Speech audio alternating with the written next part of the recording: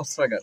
মূলত দেশীয় এমন কোনো অস্ত্র নেই যে সিকান্দার মাতবর, যিনি ওরফে শিকো নামে পরিচিত এই এলাকায়, তার ঘর তল্লাশি করে আমরা মোটামুটি দেশীয় সকল ধরনের অস্ত্র পেয়েছি।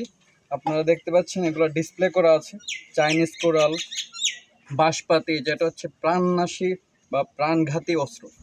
সাথে সাথে উনি নিয়মিতই গাঁজা সেবন করেন এবং ইয়াবা আমরা পেয়েছি, যেটা উনি নিজে সেবন করেন এবং এলাকায় বিতরণ করেন বা ব্যবসা করেন, যে কারণে এই এলাকার তরুণ সমাজ ব্যাপকভাবে ক্ষতিগ্রস্ত।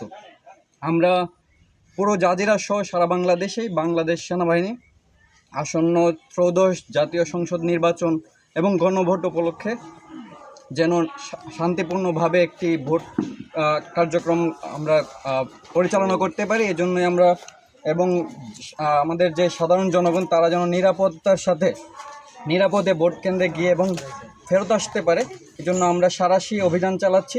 যত ধরনের এই প্রাণঘাতী অস্ত্র বা নাশকতামূলক কার্যক্রম পরিচালনার যত অস্ত্র আছে আমরা অভিযান করে উদ্ধার করার চেষ্টা করছি।